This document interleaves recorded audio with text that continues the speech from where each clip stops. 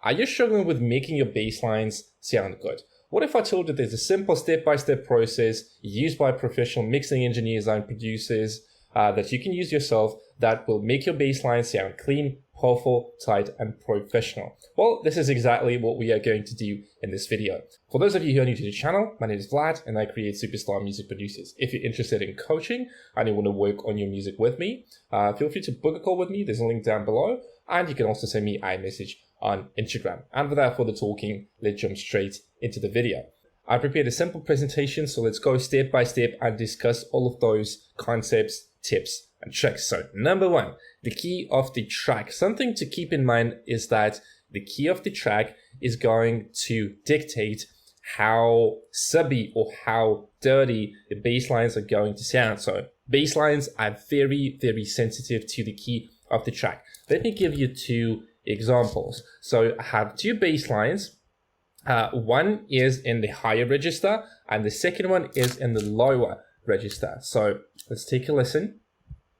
This is how the bass line sounds in A sharp.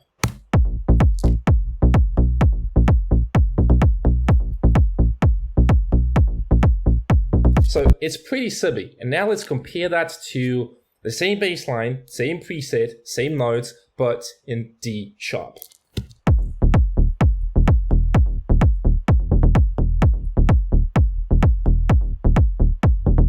So the difference is dramatic. The difference is like really, really big. So again, keep in mind, bass lines are very, very sensitive to the key of the track. Let's discuss the same thing further. So if you need more sub or dirt in a bass line, try changing the key instead of complicated processing. This is something that I've done myself, and it's much easier to just change the key before you start applying any processing, any effects and things like that. And also you need to understand the fundamentals before applying any effects to the sound. So really useful tip. Took me some time to figure this out. So let's discuss the second one. So sample selection. Super, super important. I would say that sample selection and the arrangement is the key to good sounding bass lines. So generally, as you can see, they are not bad or good samples. They just don't exist.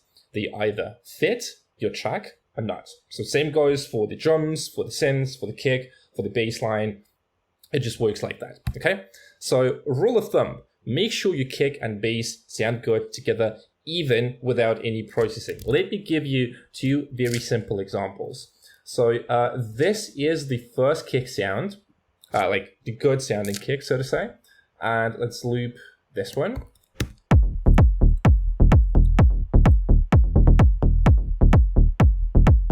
So you can hear that the kick sounds good. It goes really well together with the bass line. But if we replace the kick with something more like this, I intentionally tried to find a bad kick sample. I mean, a sample that just doesn't work that well with the same bass line. And it sounds like this.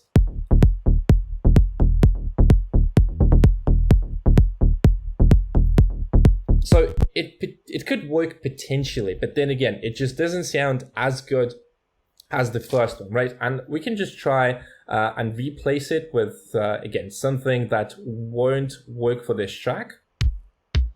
Let's say maybe something like this. So it sort of sounds okay, but I do prefer the sound of the first kick way more than the second one. So it's punchy, it's powerful, it's thumpy, like a classic house kick. So the next step is going to be, it's always easier to replace the kick or the bass line rather than trying to fix it in the mix. So like never try to fix it in the mix with the processing. It either sounds good from the beginning or not. If it doesn't sound good, just simply replace the sample and you're going to get a way better result. And again, most of the times you would replace the kick first, so you have to find a kick that works with the bass and not vice versa. But then again, like this is not the rule. This is just something that I do like on my own. But you can try replacing the bass line, because I usually try to tune the kick for the bass line, like to the bass line, right? So that's the concept to understand. So make sure that you spend some time picking the right samples, because this is really, really important. So let's just check one more time.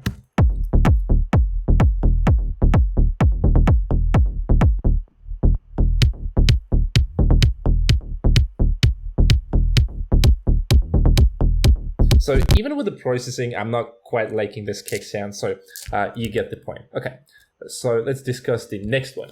Length of the elements. And by working with dozens of students, this is something that I see very, very often, is that people get the length of the elements wrong. So they either have way too long bassline or way too long kick, or both kick and the bass are just way too long.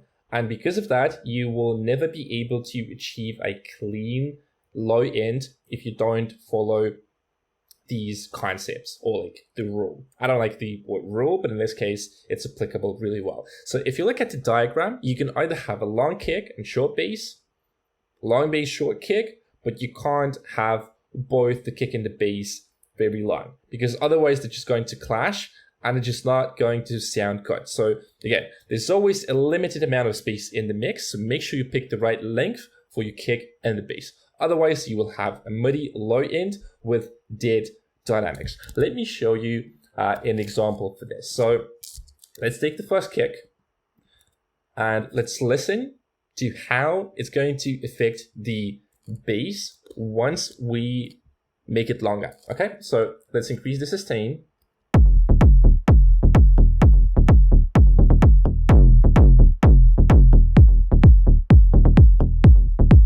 So it may seem like it sounds pretty good if you listen just like this, right? Like the kick is powerful, it's long, it's thumpy. You may like the sound even.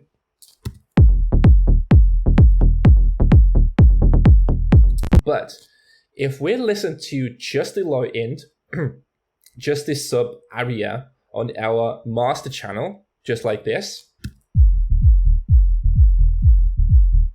you can barely hear the bassline.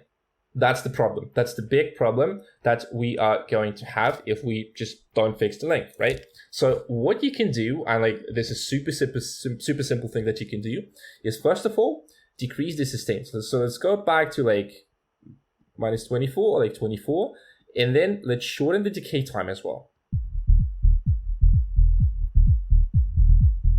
So I would say the sweet spot is around here. Obviously, it's not tuned like 100% correctly, or like ideally, I would say. But excuse me. But you can really hear how the length of the kick affects the low end. Like it affects the low end like dramatically. Like super important concept to keep in mind, right? So now it's so much better compared to the first version, right? So again, let's extend that. So if the kick is too long, it's just going to occupy and take the space that you need for the bassline. So make sure you balance your kick and the bass. And the same thing goes for the bassline. Let's say if we jump into the synthesizer here, right? If we make the release time too long, or if we make the decay time too long, the sustain too long, it's just not going to work with the kick unless we shorten it, like we make it really short, right?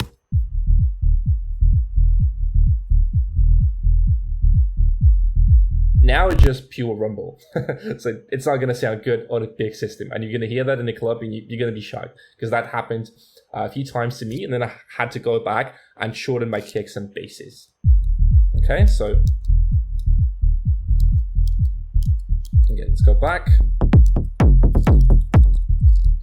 and tweak the envelope to something more like this. Okay, so next thing, how to control the length. So as I've just shown you, when you work with the synthesizers, you will always have the ADSR, attack, decay, sustain, release. And the same goes for the kick. If you're using one-shot samples like I do, it's going to be the same thing. Or if you are using kick plugins like Kick 2, for example, again, it's going to be the same thing. Just make sure that the kick or the bass are not too long. So it's either one, long bass, short kick, or vice versa. Okay. Now let's talk about the next super important thing when it comes to creating good sounding professional and clean bass lines: dynamics. So dynamics are crucial when it comes to achieving clean and professional low ends. It's important to draw the velocity. So as you can see here, I have velocity for every single note. And moreover, you can modulate your synth with velocity at different notes. So let me show you two examples of the same bass line. So one is going to be with the velocity, And the second one is going to be just like flat velocity. So no changes here, no dynamic change, and So as you can see here, let me loop this part, right? I think it should be this one. Yeah. Let's shorten the kick a little bit more.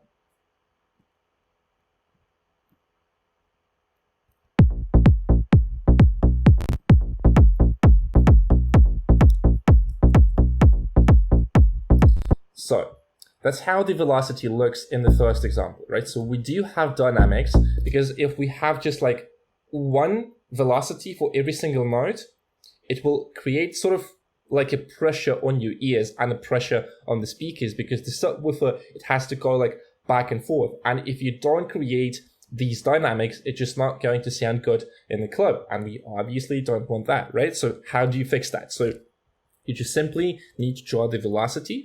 And when it comes to drawing the velocity, I just usually try to think what notes are important ones and what notes I want to emphasize, right? So in this case, I'm going a little bit up towards the end of the loop here, right? So just like this.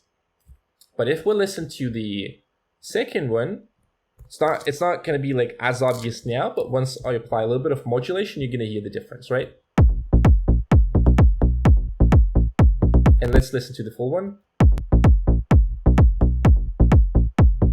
Right, so it's not very obvious again, but now let's do one thing and let's modulate the filter with the velocity, and you're gonna hear a really, really big difference. Okay, so the velocity, okay, let me check. Okay, velocity, yes, let's do like.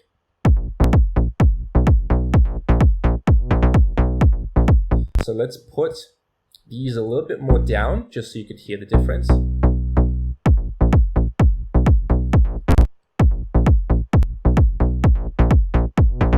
So if you're gonna play just like this, like all the time, right?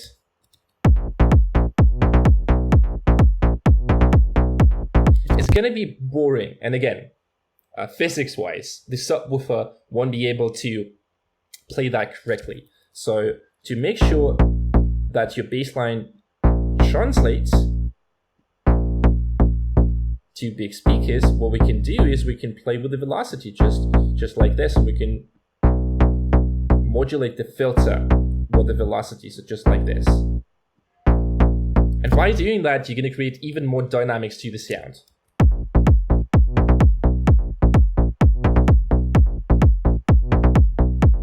And the same thing we could do with the notes here, right? So we can use notes to modulate the filter.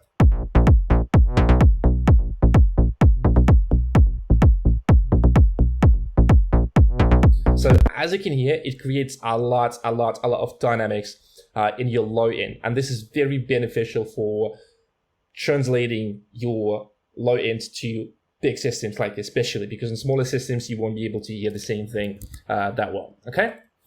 So again, avoid flat dynamics. It will sound boring for the listener, and it won't have proper dynamics to be translated on big systems. Super important concept, but as I can see, a lot of people just get it wrong, they just miss it. And that's like really, really one of the keys to getting good sounding bass lines, okay?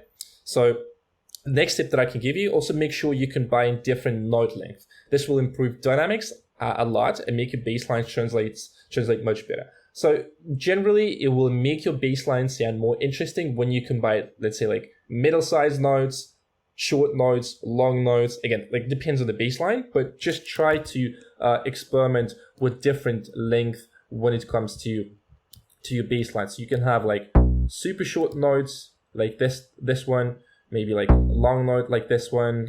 This could be also shorts, or yeah. So just feel free to experiment here. Generally, it should look something like this. So this one sounds a bit off, but you get the point. So just try different note lengths and you will see how much it will improve your dynamics, okay?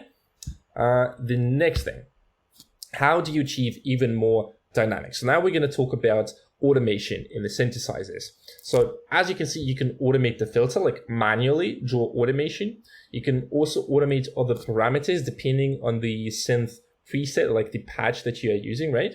And then you can also automate the ADSR, both for like the main oscillators and the filter. These are two separate ADSRs, right? Two separate envelopes. So what we can do here is I'm going to show you what you can do with the filter cutoff. So let's say that remove bypass. Let me show you. Do like this. Bypass modulation, right? So let's say that the baseline is pretty static. It's still good. Like I like this baseline. But to create more dynamics to the sound, we can automate the filter like this.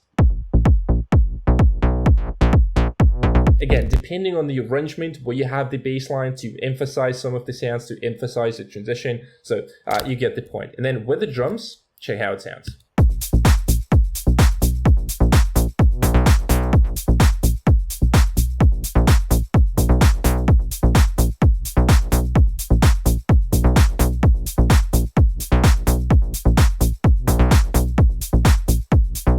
It creates such a good groove to your bass lines, and you can apply the same concept to any synthesizer.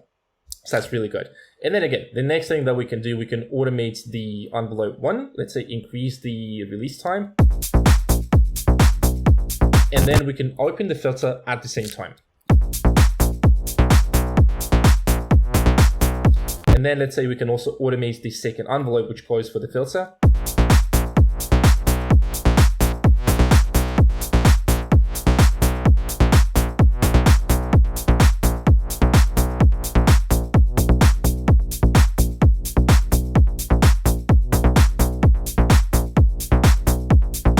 And this will create even more dynamics to your low-end bass lines, okay? Next thing that we can talk about is going to be the sidechain. So this is a quite popular topic in the music production community. So in simple words, sidechain, it basically just ducks the bass when the kick hits. So if your kick and the bass are overlapping, right? So as you can see here, so basically they just don't go well together. It's not going to sound good. And if you want to achieve that like signature pumping effect in the EDM, like as you can hear in EDM tracks, you will have to use sidechain. So in this diagram, you can see the second example, the kick is basically just ducking the bass line. And it's also very, very beneficial for dynamics in your mixes. So let me show you one example. So I'm going to be using LFO tool. As you can see here, you can use any volume shaper. There are some good free ones, so whatever works for you. So let me show you first the baseline without any sidechain and try paying attention to how the sub-frequency sounds. So it's like, it's a rumble. It just doesn't sound good, right? But once we apply sidechain like this,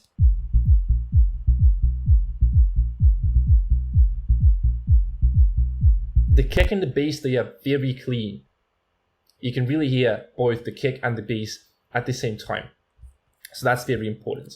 When it comes to tuning your sidechain settings, depending on how much of that pumping effect you want in your tracks, you can apply, you can change the amount of sidechain on your baseline. So I'm just a fan of like really, really obvious and pumping bass lines.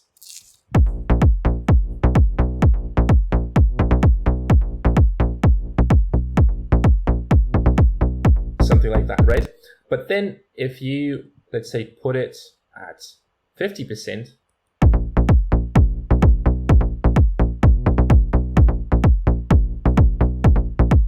or 75, a little bit better, because at 50 it doesn't sound really that good.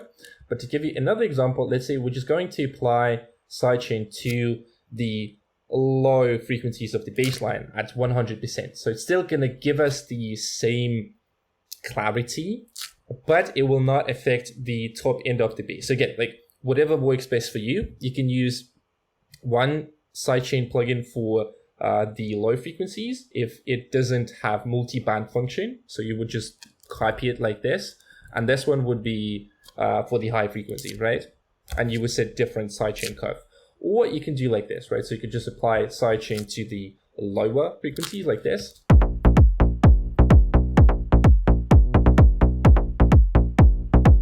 So it's still gonna sound pretty good. Not a big difference in the sub area, but it will give you a little bit more of the dynamics of the bass, right? So that's pretty much it. So I just like using sidechain like all the way up, like 100% pumping sound. That's my vibe. But then again, you can play with the settings, but overall sidechain, super important for achieving balanced low end, okay? And when it comes to like what kind of plugins to use for sidechain, volume shapers are the best tools for sidechain. They produce cleaner and more balanced sound compared to compressors. I've been experimenting with compressors as well. So let's say we're gonna apply like Ableton standard compressor, and we are going to set like 10 to 1. Let's do something like this, and then we're gonna route the kick like this, sidechain.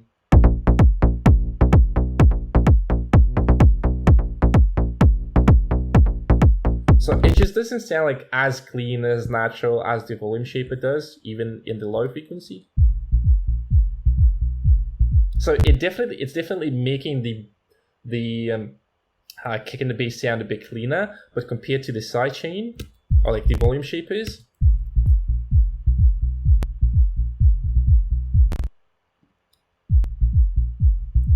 it's very stable. It's much cleaner. So I would prefer volume shapers for that, okay?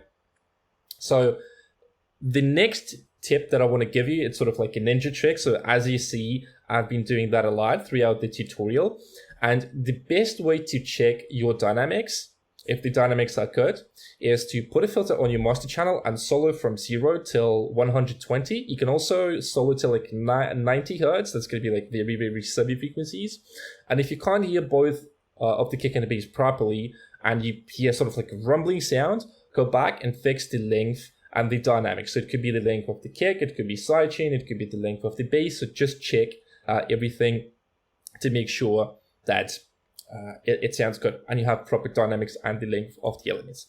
And the last thing that we are going to talk about in this tutorial is how to process your kick and the bass. I'm not going to go really deep into the mixing part, otherwise the tutorial going to be too long. But overall, it's very simple. So as you can see here, we have the kick and the bass, and it goes into the low end bus. And I do a lot of processing on the bus channel. So you can also apply a bit of processing to each of the channels. That's totally cool. Just make sure you don't over process it. And then let's say we apply some EQ to the kick, to the bass, saturation, compression, whatever you decide to use. And then we are going to apply similar plugins to the low end bus. So again, like EQ, compression, saturation, that goes to the low end bus.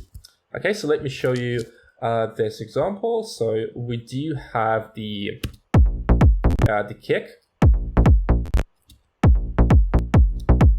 Oh, let's actually use this one. So on the kick, I do have a bit of processing like EQ saturation. So without the EQ saturation and compression, the kick sounds like this. It's still okay, but with the EQ, I'm making it a bit more balanced and clean, according to my taste, of course. Then with saturation, we are adding a bit of that classic Tay House distortion, and it makes sound like more thumpy and punchy. With compression, we are working a little bit with the dynamics, just making sure that the dynamics are cool.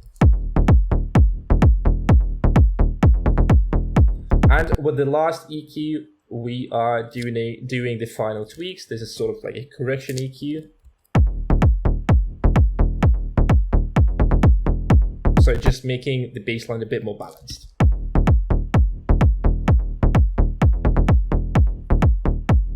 Like this. And then if you take a look at the bus channel, I just have saturation, but just saturation on your bus channel can give you so much, like to the bassline, to the kick. So that's with saturation on the kick and the bass group. Like it's still good, but now the bass is taking too much space in the mix. But once we apply saturation, it sort of glues the kick and the bass together.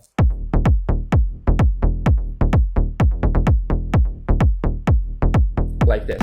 And then again, you can use EQ, you can use compression, saturation on each individual channel. And then I would really work with the low end bus, because this is where the magic is going to come from.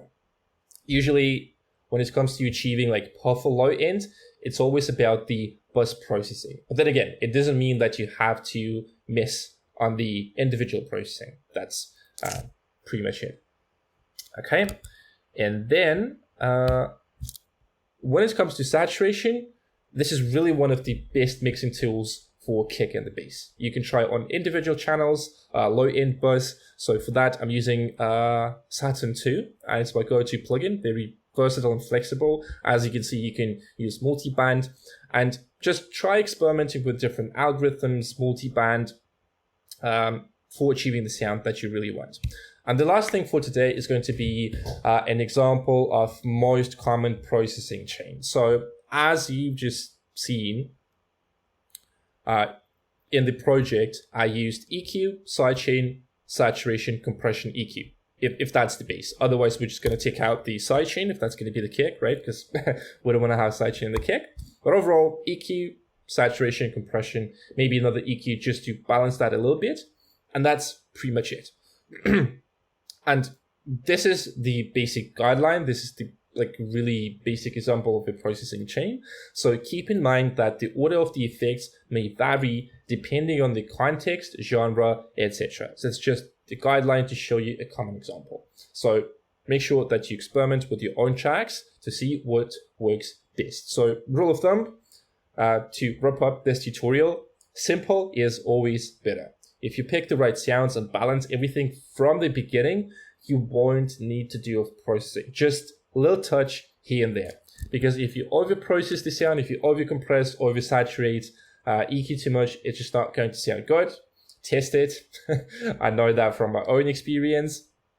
So yeah, that's pretty much it for this tutorial. So I hope that I was able to cover everything, because this is like the whole workflow. This is the whole process. So understanding dynamics, length, processing, sidechaining, that's going to give you a lot, really.